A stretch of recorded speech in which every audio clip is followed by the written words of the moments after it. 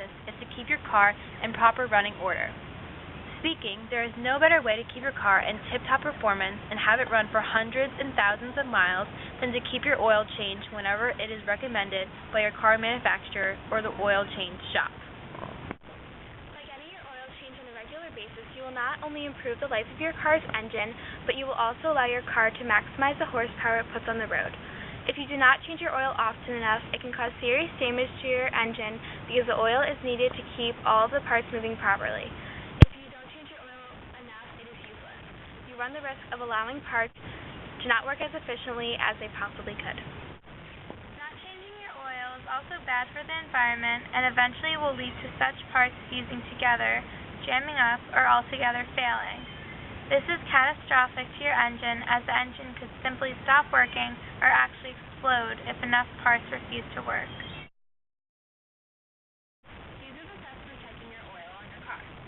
The first step is making sure that your car is on a level surface, such as it is, and that it's well lit. The second step is making sure that your emergency brake is on. So you just push it down with your foot. Then you're going to pull this lever,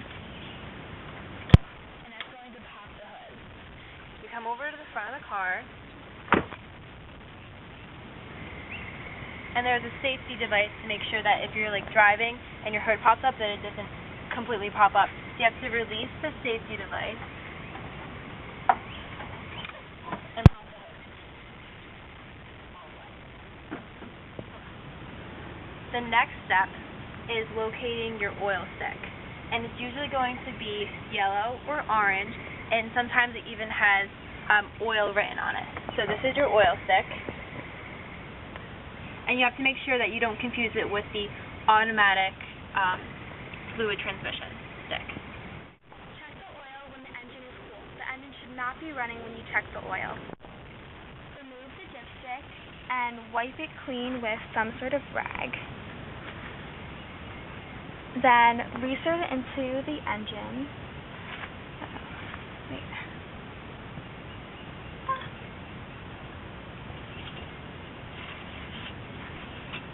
And make sure to glide it in the whole way so it's properly in the engine. Depending on your car, there will be either splits or dots or a full line or an add line at the end of your dipstick. So you have to read your manual to see how to read the end of your dipstick. But depending on what you have, for example, this car has dots at the end of the dipstick, little holes, and if the reading is in between the top and the bottom hole, then you're fine. But when it starts to get down towards the bottom of the last hole down here, then that means you need to replace more oil, and each hole is a quart of oil that you need to replace. Don't add more than a quart of oil at once without driving and taking a new reading of the oil level. If you drive the car again and recheck the oil and it is still below the add oil mark, then add more oil if necessary. But overfilling the engine can be messy, so start out by just adding 1 quart at a time. It's easier to add several more times than to take oil out. The last step is that you need to put the dipstick back and guide it back into the car.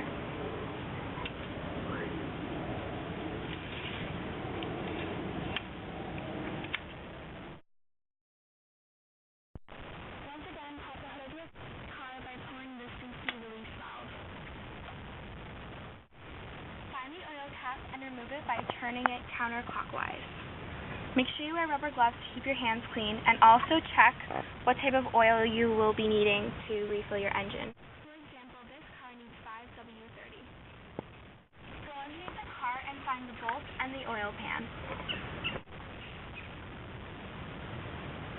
If there isn't enough room to slide under it, you may have to jack up the car to get beneath it. Raise the car with hydraulic pump and settle it on jack stands. Never get under a car held only by a jack. Always use jack stands.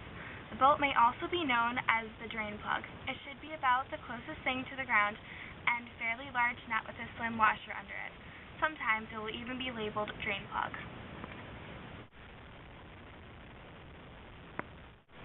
Plug your check for the type of oil your car requires and read through the specific steps for your car. Again, you have to make sure that your emergency brake is on, which we already did when we were checking the oil. And then you have to make sure that your car is on a well-lit, grounded area. It's also a good idea to take your car for a good drive before changing the oil. We do this to heat the oil and make it nice and thin, so it will drain more completely from the engine block. This white part right here is the oil filter. Now you need to take newspaper and put it underneath in case there's any drips when you're doing this process. And you take the oil drip pan, the oil spill pan, and you put it underneath so that it can catch the oil when you're draining the oil from the car. Now the next step, you take a socket wrench and you put on the correct socket that fits the bolt on the car. And you put it on the bolt and you turn it counterclockwise. You allow the oil to drain into the pan for about 30 seconds. It'll take. You don't want to let it drain for too long, and you don't want objects to go into the oil plug. You look up into the engine and you need to remove the oil filter with a clean rag, and you wipe it down. And you wipe off the round metal circle part that is in the oil filter, where the oil filter fits, and then you thread in a new filter into the post. And when it's finger tight, you use the socket wrench to tighten it back again. Go around to the hood of the car and make sure you have a clean funnel, something like this, and you want to put it into the oil cap. You want to pour in as many quarts as the manufacturer recommends, and then after that you pour it in, you want to make sure you replace the oil cap and close the hood.